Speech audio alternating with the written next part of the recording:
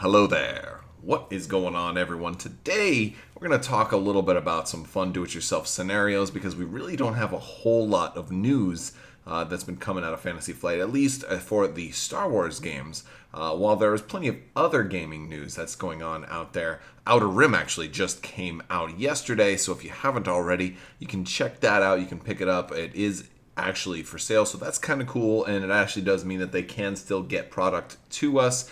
Looks like we got a couple more weeks until the next X-Wing wave. Imperial Assault just got an FAQ, but still no major announcements, nothing huge, and we're really expecting some big news soon.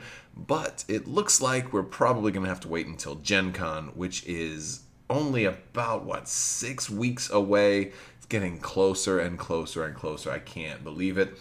I will be there. You'll find me. And you'll find out what I'll be doing. I'm not going to tell you what I'm going to be doing just yet, but it's not what you'd expect. It'll be do something slightly different. But that being said, let's go ahead and talk about this DS9 scenario. I also do want to remind you guys there is still a few days left to enter to win the big giveaway for a $25 Amazon gift card. You can get an expansion of your choice with that, or you can get whatever you want with that.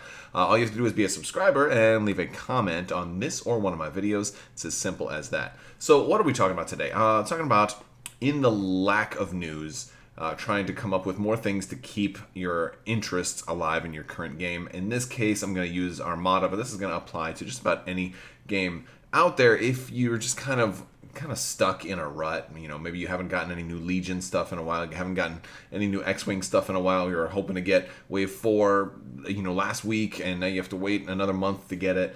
Or if you're an Armada player like me and you just haven't got anything in a long time, then I like to occasionally come up with homebrew scenarios and come up with extra ways to spice up the game. And one way also to do that is to add an extra player, add that third player to a game that's notoriously two players. And I think the space station is certainly a way to do that. I've kind of been inspired to do this with this new backdrop I have of behind some of these ships. I took some photos of the cool thing about this DS9 space station is that it's perfectly to scale in Armada, or almost perfectly. I think it looks perfect. All your small ships can fit under it. It does have a little base that it can go on, but it only picks it up by like a millimeter. So it looks just as good just sitting on the ground. But it's just the right size to a large base, Star Destroyer to back right up to it.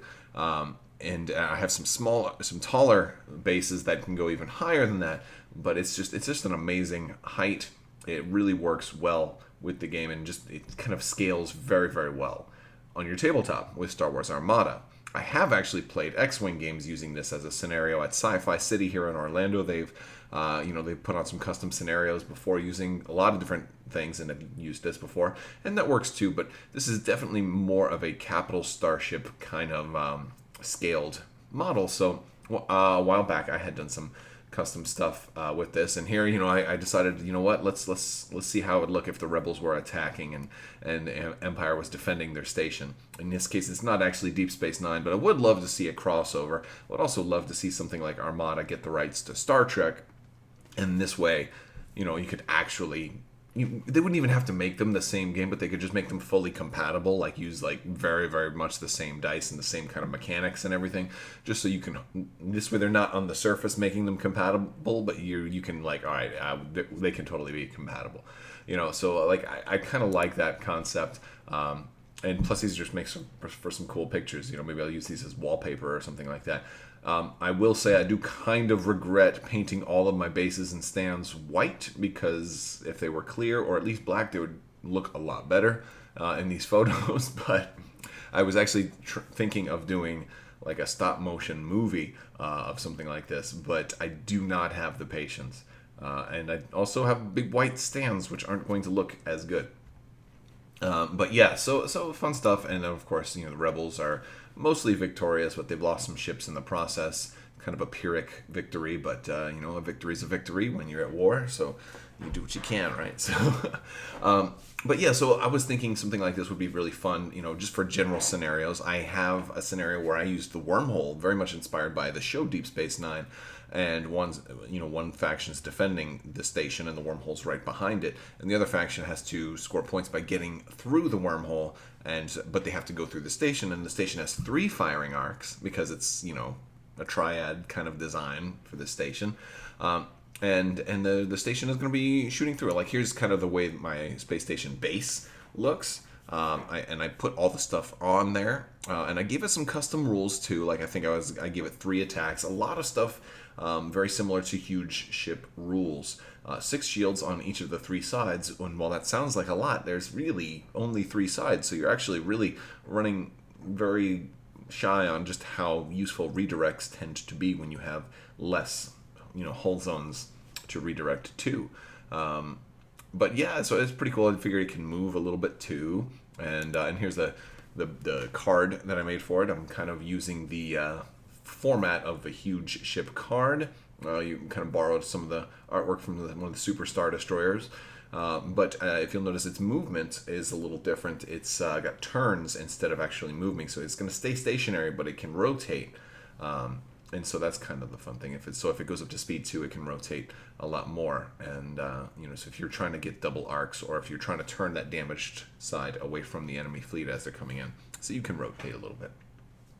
And so it's a fun thing. Now, these files are up on Crabbok.com. I'm also going to put all these photos up on Crabbok.com. So if you want to get any of these pictures, you can check those out as well. But a cool idea is to maybe come up with some different versions of these cards and allow a third player to possibly play as a station. Maybe everybody is trying to get to the wormhole and score the most points, and you have the third player be the one that's controlling the station, taking shots at everybody. And maybe you give them extra attacks. Maybe you double the shields and double the firepower. Or, maybe you give them only 1 attack. And then they get to play Kingmaker. And it's a cool kind of scenario to be running for a very casual event or whatever, because you can also have somebody who, if they don't have enough time, you can have people kind of jump in and jump out and kind of tag, and you take over the station, this turn, then he gets the station next turn. You can have people kind of, trade, or even assign multiple players different particular firing arcs. Like, each of one of you guys gets to play as a gunner on the station, and you can have your own independent targets. And then all of a sudden we come into making alliances, and we're like, but if you shoot at him, I don't know.